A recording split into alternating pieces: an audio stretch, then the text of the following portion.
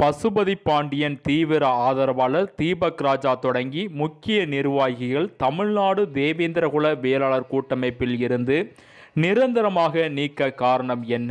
அரசியல் ரீதியாக அமைப்பை கொண்டு போக வேண்டும் என்பதற்காக வழக்கு எடுத்தவர்களை ஒதுக்கி கைவிடுவது சரியா? இது பற்றி நம்முடன் விவாதிப்பதற்காக மனித உரிமை ஆர்வலர் திரு விக்னேஷ் பொன்னிசைக்கு பாண்டியன் இணைந்திருக்கிறார். அவரை நிகழ்ச்சிக்கு வரவேற்போம். திரு விக்னேஷ் பொன்னிசைக்கு பாண்டியன், உங்களுடைய பார்வையில் இது எப்படி தெரிகிறது? நேயர்களுக்கு கருத்துக்களை தெரிவிக்கவும். இந்த சமுதாயத்தை மாற்றி அமைக்க வேண்டிய கட்டாயம் அரசியல்வாதிகளுக்கு இருக்கு.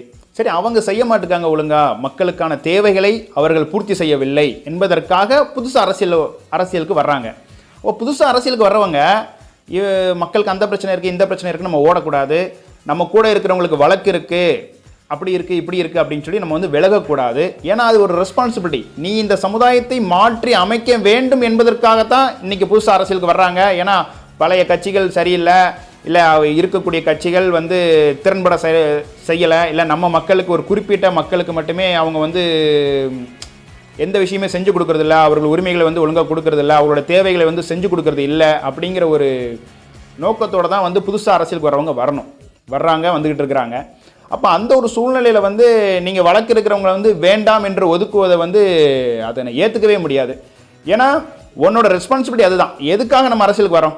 நீ புது அரசியல்வாதிக்கு நார்மலாக அரசியல்வாதிகளோட ரெஸ்பான்சிபிலிட்டி என்ன? இந்த சமுதாயத்தை மாற்றி அமைக்க வேண்டும். இங்கே என்னென்ன பிரச்சனை இருக்கோ அந்த பிரச்சனையெல்லாம் இல்லாமல் அதை சரி செய்யக்கூடிய நோக்கம்தான் அரசியல்வாதிக்கு இருக்கணும். அப்போ நீ புதுசாக அரசியலுக்கு வரவங்க நான் அரசியல் செய்ய போகிறேன் அப்படிங்கிறதுக்காக வழக்கு இருக்கிறவங்கலாம் வேண்டாம் நம்ம சொல்லிட்டோன்னா, அப்போ சமுதாயத்தில் அவங்க எங்கே போவாங்க? அவர்களையும் சேர்த்து அவர்களோட பாதுகாப்பையும் உறுதி செய்து அவங்களையும் நம்ம சேர்த்து தான் இந்த சமுதாயத்தோடு நம்ம வாழ வைக்க வேண்டும். அப்போ அதை நான் செய்ய மாட்டேன் அப்படின்னா நம்ம அரசியலுக்கு நம்ம என்ன செய்ய போகிறோம்? கூட இருக்கிறவங்களே நம்ம அரசியல் படுத்த முடியல, அரசியலுக்கு கொண்டு வர முடியலன்னா அப்புறம் எப்படி நம்ம சமுதாயத்தை பாதுகாக்க போகிறோம்? எந்த கட்சியில் வழக்கு இல்லாதவங்க மட்டும் இருக்கிறாங்க?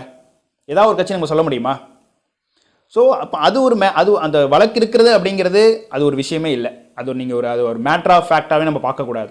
அரசியல் செய்கிறேன்னா உனக்கு என்ன கொள்கை, உன்னோட கோட்பாடு என்ன, நீ என்ன கருத்தில் எங்கே போகிற, நம்ம எப்படி நம்ம மக்களை நம்ம நல்வழிப்படுத்த போகிறோம், இந்த சமுதாயத்தில் இருக்கக்கூடிய பிரச்சனைகள் நம்ம எப்படி சரி பண்ண போகிறோம் அப்படிங்கிற ஒரு விஷயம் தான் நம்ம மைண்டில் இருக்கணுமே தவிர்த்து இந்த வழக்கு இருக்கிறத பற்றியே நம்ம யோசிக்கக்கூடாது. ஏன்னா ஒரு வழக்கு எப்போ வருது? ஆல்ரெடி இங்கே எல்லோரும் ஒரு சமுதாயத்தில் நம்ம ஒரு சோஷியல் ஸ்ட்ரக்சரில் வாழ்ந்துக்கிட்டு இருக்கோம். ஸோ இது பிடிக்கல நமக்கு, இது நமக்கு சரியா என்னப்பா அவனுக்கு ஒரு மாதிரி நமக்கு ஒரு மாதிரி நடக்குதுங்க, ஒரு பாகுபாடு இருக்கும்போது தான் இங்கே பிரச்சனை ஆரம்பிக்கும். அப்போ அந்த பாகுபாடை எடுத்து நீங்கள் போராட ஆரம்பித்தாலே எடுத்தோடனே போலீஸ்காரன் வழக்கு தான் போடுறான் நம்மளை. ஸோ அப்படி வழக்கு போடும்போது நீ பயந்துக்கிட்டு நம்ம வீட்டில் இருக்கிறதுக்கோ இல்லை பயந்துக்கிட்டு இல்லை உனக்கு வழக்காயிட்டுப்பா நீ இனிமேல் வராத அப்படின்னு ஏதாவது ஒரு கட்சி சொல்ல முடியுமா? இல்லை நம்ம எல்லாம் சேர்ந்து இப்போ நாங்கள் ஒரு 50 பேர் நம்ம சேர்ந்து ஒரு கட்சி ஆரம்பிக்கிறோம், நம்மளாம் சேர்ந்து ஓகே நம்ம இந்த உரிமைக்காக போராடுவோம், நம்ம இந்த உரிமைக்காக நாளைக்கு ஒரு ஆர்ப்பாட்டம் வைப்போம், ஒரு போராட்டம் வைப்போம்னு சொல்லி நம்ம போராடுறோம். அப்போ நம்ம மேலே ஒரு 50 பேர் மேலேயும் வழக்கு போட்டாங்க, இல்லை நான் இப்போ 50 பேர் மேலேயும் வழக்கு போட்டாங்க. அப்போ வழக்கு போட்ட உடனே நம்ம இன்னும் அரசியல் பண்ணக்கூடாது, வழக்கு இருக்கிறவங்க யாரும் இனிமேல் வராதிங்க அப்படின்னு நம்ம சொல்ல முடியுமா? சொல்ல முடியாது. இதை நம்ம ஏற்றுக்கவே முடியாது. ஜென்ரலாக ஒரு அமைப்பை பற்றி நான் பேசினேன். ஸ்பெசிஃபிக்காக நீங்கள் கூட்டமைப்பை கேட்டிங்கன்னா, கூட்டமைப்பில் வழக்கு இருக்கக்கூடிய அனைவரையும் அவர்கள் விளக்கவில்லை, வழக்கு இருக்கக்கூடிய ஒரு சில நபர்களை மட்டும் அவர்கள் விலக்கி விட்டார்கள். அப்போ அந்த ஒரு சில நபர்களை மட்டும் விளக்க காரணம் என்ன? கூட்டமைப்பில் நிறைய பேர் அவங்க கூட பயணம் பண்ணிட்டு இருந்தாங்க, அவங்களுக்குலாம் வழக்கு இருக்க தான் செய்யுது. அப்போ வழக்கு இருக்கக்கூடிய ஒரு சில நபர்களை மட்டும் அவர்கள் வேண்டாம் என்று ஒதுக்கிய காரணம் என்ன? நம்ம எப்படி கடந்து போகிறோம்? எதை கடந்து போகிறோம்? இப்போ தம்பி முத்துமனோவின் கொலை வழக்கை கடந்து போகிறோம், அண்ணன் ராமன் பாண்டியன் கொலை வழக்கை கடந்து போயிட்டோம், தம்பி தீபக்கோட படுகொலையும் கடந்துட்டோம். ஒரு நாள் உணர்ச்சி வச்சு பேசுகிறோம், இல்லை ஒரு வாரம் பேசுகிறோம், அவ்வளோதான், நம்ம கடந்து போயிட்டோம். அதுக்கப்புறம் புது பிரச்சனை, ஓகே அடுத்த பிரச்சனை, புது பிரச்சனை வந்தோன்னா அந்த பழைய பிரச்சனையை மறந்துடும். அந்த அநீதிக்கு நீதி கிடச்சிச்சான்னா நம்ம பார்க்க மாட்டோம், அவ்வளோதான். நம்ம அப்படியே இந்த ஆஸ் இட் இஸ் அந்த ஃப்ளோலையே போயிடுறது, என்ன நடந்துச்சுன்னு பின்னாடி இல்லாமல் திரும்பி பார்க்க மாட்டோம், அப்படியே போயிடுறோம். இதுதான் அரசியல்வாதிகளுக்கு அவங்களுக்கு அவங்க மறுபடியும் தப்பு பண்ணுறதுக்கும் சரியாக ஆட்சி பண்ணாமல் அவங்க மெத்தன போக்கில் இருக்கிறதுக்கான காரணம்.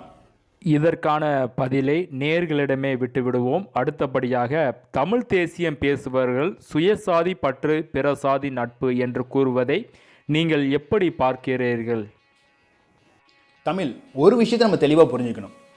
தமிழ் தேசியம் என்பது பாகுபாடு இல்லாத தேசம்தான் தமிழ் தேசியம். பாகுபாடு வந்துட்டுனாலே எல்லாமே வந்துடும். பாகுபாடு, தீண்டாமை, அப்புறம் அடக்குமுறைகள் எல்லாமே வந்துடும். அப்போ பாகுபாடு இல்லாத ஒரு தேசம்தான் தமிழ் தேசியம்.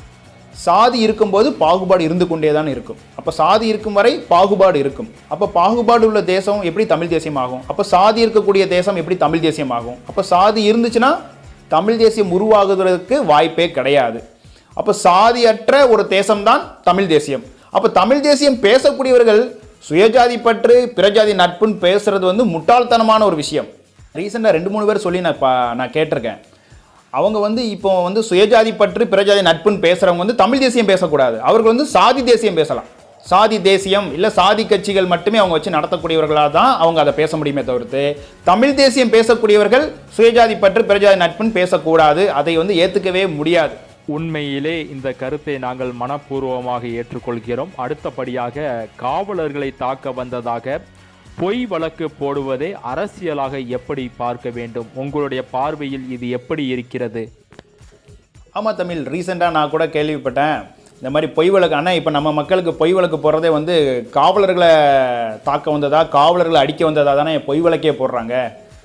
காவலர்களை தாக்க வந்ததுனால 307 போடுறாங்கண்ணே. அப்போ இதை நம்ம அரசியலை நம்ம எப்படி பார்க்க முடியும்னு பார்த்தீங்கன்னா, அப்போ இருக்கக்கூடிய ஆளுங்கட்சி இது யார் ஆட்சி பண்ணாலும் சரிதான். அப்போ ஒரு போலீஸை அடிக்கிற அளவுக்கு மக்களை விட்டுருக்காங்களா இவங்க? அப்போ இது கையாளாகாத ஒரு அரசாங்கம் நடக்குது அப்படிங்கிறத நம்ம பார்க்க முடியுது. அரசியலாக அப்படி தான் நம்ம பார்க்கணும். ஏன்னா கையாளாத அரசாங்கத்தால் மட்டும்தான் மக்களை கட்டுப்படுத்த முடியாது, மக்களை நல்வழிப்படுத்த முடியாது. அப்போ இந்த அரசாங்கம் மக்களை நல்வழிப்படுத்தலை, மக்களை கட்டுப்படுத்த தவறிட்டாங்க. அதனால் போலீஸையே மக்கள் அடிக்கிறாங்க, அதனால் போலீஸ் வழக்கு போடுறாங்க அப்படிங்கிறத பார்க்கணும். அப்போ நல்லாட்சி நடக்கவில்லை என்பதை தான் இது குறிக்கிறது. உண்மையிலே தமிழகத்தில் நல்லாட்சி நடைபெறுகிறதா, காவலர்களுக்கு தமிழகத்தில் பாதுகாப்பு இருக்கிறதா என்ற பதிலை நேயர்களிடமே விட்டுவிடுவோம். அடுத்தபடியாக தேவேந்திர குல வேளாளர் மக்கள் எப்பொழுது அரசியலில் எழுச்சி பெறுவார்கள்? அரசியலை நம்ம இளைஞர்களுக்கு சொல்லிக் கொடுக்க ஆரம்பிக்கணும். ஏன்னா 5இல் வளையாதது 50இல் வளையுமா அப்படிம்பாங்க. இப்போ நீங்கள் ஏன் இளைஞர்களை நம்ம டார்கெட் பண்ணுறோம்? ஒரு மாணவர் இருக்கிறாரு, அவர் ஒரு காலேஜ் லைஃப் ஒரு காலேஜ் படிக்கக்கூடிய ஒரு மாணவர்னு வச்சுக்கோம். அப்போ நம்ம அந்த அரசியல் அவங்களுக்கு சொல்லிக் கொடுக்க ஆரம்பிக்கணும். அரசியல் அவங்களுக்கு சொல்லிக் கொடுக்கணும், அவங்களுக்கு ட்ரெயின் பண்ணணும்ல. அரசியல்னா என்ன, இது எதுக்காக நம்ம அரசியல் நம்ம கற்றுக்குறோம். நம்ம காலையில் எந்திக்கையிலேருந்து நைட்டு தூங்க போகிற வரைக்கும் அரசியல் இருக்குது. எங்கள் அரசியல் வேண்டாம் என்று சொல்லக்கூடியவர்கள், அரசியல் எனக்கு எதுக்குப்பா அரசியல்னு சொல்லக்கூடியவர்கள், எனக்கு உரிமை வேண்டாம், நான் அடிமையாக தான் வாழ போகிறேன் அப்படின்னு நினைக்கக்கூடியவர்கள் தான் அரசியல் வேண்டாம், அது ஒரு சாக்கடை என்று சொல்லக்கூடிய மனநிலை உள்ளவர்கள். அப்போ அந்த மனநிலை இருக்கிறவங்க யார்? ஒரு அடிமையாக இருக்கணும்னு நினைக்கிறவங்க தான் அந்த மனநிலையில் இருப்பாங்க. அரசியல் என்பதே அதிகாரம் தான். அப்போ நீ அதிகாரம் இருந்தால் தான் உனக்கான தேவைகளையும் உனக்கான உரிமைகளையும் நீ பெற முடியும். அப்போ ஏன் இளைஞர்கள் டார்கெட் பண்ணி இப்போ ஏன் இளைஞர்கள் நம்ம ஃபோக்கஸ் பண்ணி சொல்கிறோம் அப்படின்னா, இப்போ கொஞ்சம் ஏஜ்டு பர்சன் வச்சுக்கோங்களேன், கொஞ்சம் வயசானவங்க, அவங்க ஆல்ரெடி ஒரு கட்சியில் இருப்பாங்க, அவங்க அந்த கட்சியிலே ஊறி போயிருப்பாங்க. நல்லதோ கெட்டதோப்பா, எப்பா தலைவர் சொல்கிறது தான்ப்பா நமக்கு, அந்த கட்சி என்ன சொல்லுதாப்பா நமக்கு அப்படிங்கிற ஒரு மனநிலையம் உருவாயிட்டாங்க. அவங்கள மாற்றுறது ரொம்ப கஷ்டம். அப்போ இதே மாணவர்களையும் இளைஞர்களையும் நம்ம சொல்லும் போது அவன் புரிஞ்சு, ஆமாம் இவங்க சொல்கிற கரெக்டு தானே, இவங்க பண்ணுற தப்பு, இவங்க பண்ணுறது சரி, அப்போ இந்த விஷயம் கரெக்டாக பண்ணுறாங்க, இந்த விஷயம் இவங்க தப்பாக பண்ணுறாங்க, நம்ம தட்டி கேட்கணும் அப்படிங்கிற ஒரு விஷயமே இளைஞர்கள்கிட்ட இருந்தால் வரும்.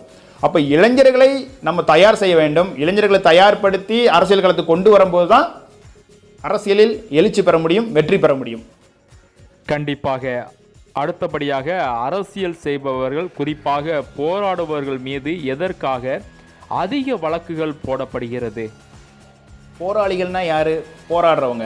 எதுக்காக போராடுறாங்க? அவங்க ஒரு அநீதி நடந்திருக்கும், அந்த அநீதிக்கு நீதி கேட்டு போராடுறவங்க தான் போராளிகள். அவங்க போராடுறாங்க. அப்போ அவங்க மேலே அந்த போராடக்கூடாது என்பதற்காக வழக்கு போடுறாங்க. இங்கே யாருக்கெல்லாம் வழக்கு போடுறாங்க? உண்மையை பேசினா வழக்கு, ஆதிக்கத்தை எதிர்த்து குரல் கொடுத்தால் வழக்கு, அதிகாரத்தில் இருப்பவர்கள் செய்யும் தவறை தட்டி கேட்டால் வழக்கு, உனது உரிமையை கேட்டால் வழக்கு. அப்போ வழக்கு என்பதே உன்னை அடக்குவதற்கான ஒரு விஷயம், முயற்சி தான். வழக்கு என்பது உன்னை அடக்க வேண்டும் என்பதற்கான ஒரு முயற்சி தான். அதாவது உன்னோட உரிமையை கேட்காத, நாங்கள் சொல்கிறத நீ கேட்கணும், நான் சொல்கிறது தான் சரி அப்படிங்கிற ஒரு விஷயத்தை கட்டுப்படாமல் இருக்கிறவங்க தான் அதை எதிர்த்து போராடுறாங்க. அதனால் அவங்க மேலே வழக்கு போடுறாங்க. மக்களுக்காக தன்னலமற்று போராடும் அனைத்து உண்மை போராளிகளுக்கும் வழக்கு இருக்கத்தான் செய்யும். கண்டிப்பாக. அடுத்தபடியாக இறுதியாக கள்ளக்குறிச்சி சம்பவத்திற்கு தமிழக அரசாங்கம் என்ன நடவடிக்கை எடுக்க வேண்டும்? உங்களுடைய பார்வையில் இது எப்படி தெரிகிறது? உங்களுடைய கருத்துக்களை மிக சுருக்கமாக பதிவு செய்யவும். ஒரு வன்முறை நடந்தால் ஒழுங்குமுறை உருவாக வேண்டும். ஆனால் இங்கே நம்ம இங்கே என்ன நடக்குது? ஒரு வன்முறை நடந்தால் அதை கடந்து செல்லும் முறை தான் இங்கே இருக்குது. அதை உடனே கடந்து போயிடுறோம். நம்ம ஒரு வன்முறை நடக்க இல்லை ஒரு பிரச்சனை வருதுன்னா அந்த பிரச்சனையை கடந்து போயிடுறோம். ஒரு வன்முறை நடந்தாலும் அதை நம்ம கடந்து போயிடுறோம். கடந்து போவதற்கான காரணம்தான் அதுக்கு அந்த நடந்த ஒரு அநீதிக்கு நீதி கிடைக்காம போகிறதுக்கான காரணம். அதான் சொல்கிறேன்ல, உணர்ச்சி பொங்கி ஒரு 2 நாள் பேசுவோம், இல்லை ஒரு 4 நாள் பேசுவோம், அதுக்கப்புறம் நம்ம அதை மறந்துடுறோம். இப்போ கள்ளக்குறிச்சி மேட்டர்லேயே பார்த்தீங்கன்னா மாவட்ட நிர்வாகம் யார், SP, collector, DSP, inspector, SI அவங்களெலாம் சஸ்பெண்ட் பண்ணிட்டாங்க, மாற்றுறாங்க. அப்படின்னா அந்த மாவட்ட நிர்வாகத்தை கட்டுப்பாட்டுக்குள் வைத்து கொண்டிருக்கும் துறை ரீதியான மந்திரி, காவல்துறை மந்திரி அவங்களும் தானே சஸ்பெண்ட் பண்ணணும். அப்போ நீங்கள் எப்படி கலெக்டர், எஸ்பி, இன்ஸ்பெக்டர், டிஎஸ்பிலாம் நீங்கள் சஸ்பெண்ட் பண்ணுறீங்களோ அதே மாதிரி துறை ரீதியான மந்திரியும் இந்த காவல்துறை கட்டுப்பாட்டுக்குள் வைத்திருக்கும் காவல்துறை மந்திரியும் தான் சஸ்பெண்ட் பண்ணணும். அது சொல்லப்போனால் அவங்களாம் மந்திரி பதவி விட்டு விலகிறது பெட்டர். அப்படி இந்த மாதிரி நடவடிக்கைகள் இருந்தால் மட்டும்தான் திருப்பி இது நடக்காமல் இருக்கும். வழக்கமாக இது எல்லாமே கடந்து போகிற மாதிரி ஒரு விஷயங்களாக தான் நடந்துக்கிட்டு இருக்குது. அப்புறம் எப்படி ஒரு சமூகம் மாற்றம் அடையும்? இந்த சமூகம் எப்படி ஒரு நல்லாட்சி செய்ய முடியும்? நம்ம அமைச்சர்களை தகுதி நீக்கம் செய்ய வேண்டும், அமைச்சர்களை பதவி விலக சொல்ல வேண்டும். அதுதான் அதுக்கு ஆப்டாக இருக்கும். நீங்கள் வெறும் கலெக்டர், எஸ்பி, டிஎஸ்பி இவங்களை மட்டும் சும்மா அது பேரளவில் ஒரு மாற்றி விட்டுட்டா அந்த பிரச்சனை முடிஞ்சு போயிருமா? திருப்பி நடக்காமல் இருக்குது. நீங்கள் என்ன பண்ண போகிறீங்க? அப்போ அந்த துறை ரீதியாக இருக்கக்கூடிய அனைவருமே சஸ்பெண்ட் பண்ணணும், மாற்றணும், பதவி விலகிறது தான் இதுக்கு ஒரு தீர்வாக இருக்கும். திருப்பி நடக்காமல் இருக்கும். நீங்கள் மறுபடியும் இதெல்லாம் இந்த மாவட்ட கலெக்டரை மாற்றுறது, மாவட்ட எஸ்பியை மாற்றுறதுலாம் கண் துடைப்பு வேலை. இந்த கண் துடைப்பு வேலைக்கு மக்கள் மயங்கக்கூடாது. இதுக்கு சரியான முடிவுகள் கிடைக்க வேண்டும். சாதி இருக்கும் வரை பாகுபாடு இருக்கும், பாகுபாடு இருக்கும் வரை வன்முறை நடக்கும், வன்முறை இருக்கும் வரை படுகொலைகள் நடக்கும். சாதியற்ற ஒரு சமுதாயத்தை நாம் உருவாக்க வேண்டும். சாதியற்ற சமுதாயம் தமிழகத்தில் மலருமா? கூட்டமைப்பிலிருந்து விலக்கப்பட்ட அனைத்து களப்போராளிகளும் இனிமேலாவது பாதுகாக்கப்படுவார்களா என்பதை பொறுத்திருந்து பார்ப்போம். உங்களுடைய பொன்னான நேரத்தை எங்களுடன் பகிர்ந்து கொண்டமைக்கு மிக்க நன்றி.